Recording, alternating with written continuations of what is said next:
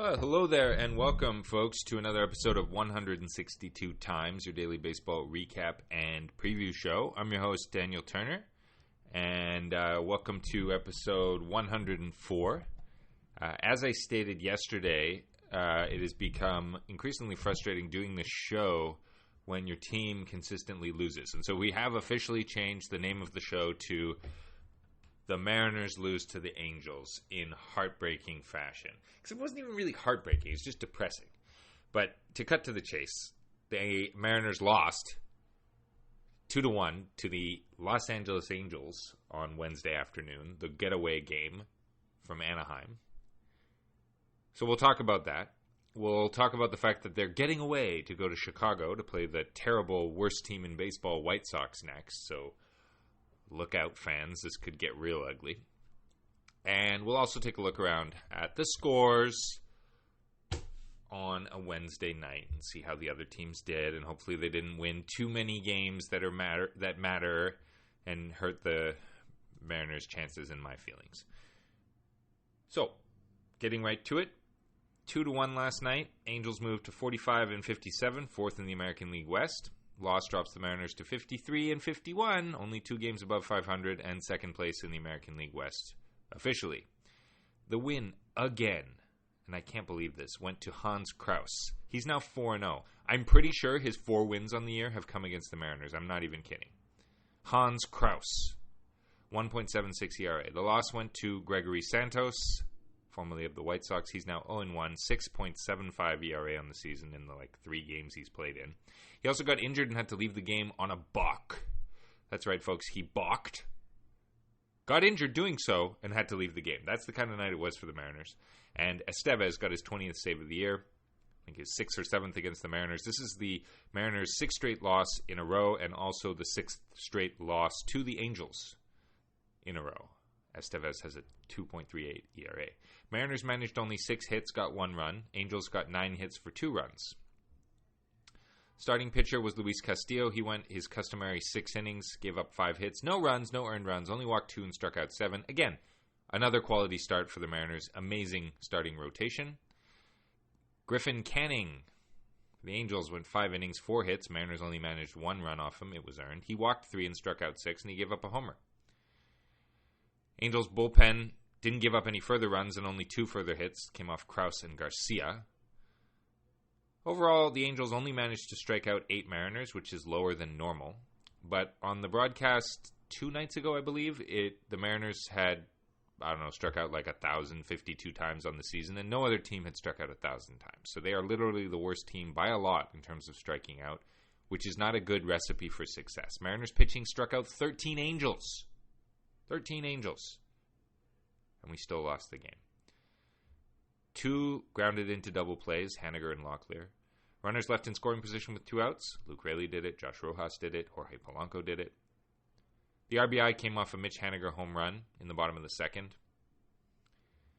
Then in the top of the 8th, Nolan Schanuel singled, put him on base. Rengifo struck out, thank goodness. But Schanuel was able to advance to 2nd at some point. And then Willie Calhoun singled, scoring Schanuel. Then the Angels challenged a tag play. The call on the field was upheld. Brandon Drury singled on a line drive to right center field. To center fielder Victor Robles. Kevin Pillar scored. Brandon Drury out at 2nd on the throw. Okay, so they challenged the out at 2nd, but basically it was a single by Brandon Drury. He scored. Kevin Pillar, 2-1. That was your final. Just absolutely brutal. Brutal way to lose.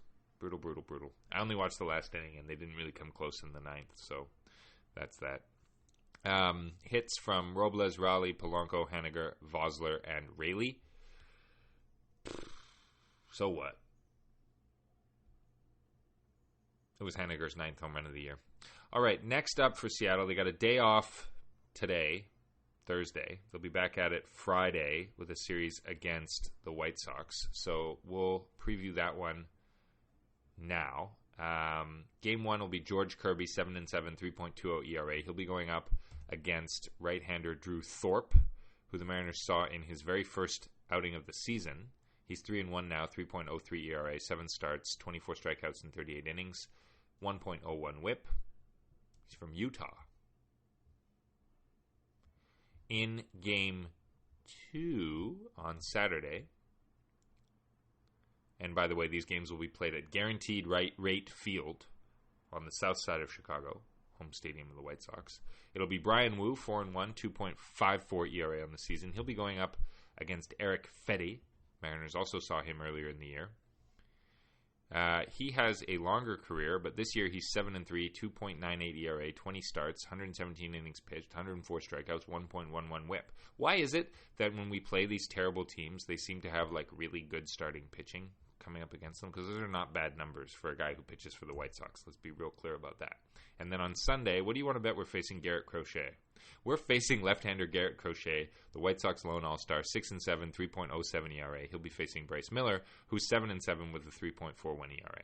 So we're facing 3 decent pitchers from the White Sox. Thankfully, it'll also feature the White Sox lineup. And the White Sox lineup is terrible. They're not a good team. They've got Baldwin, Benintendi, DeYoung, Jimenez, Julks, Lee, Lopez, Pham, Robert Jr., Robinson, Senzel, Sheets, and Vaughn. None of them are particularly impressive baseball players. And the White Sox are 27-78, folks. 78 losses. That's bad. So we're going to hope for a good one, of course, on Friday. We'll hope for a real good one.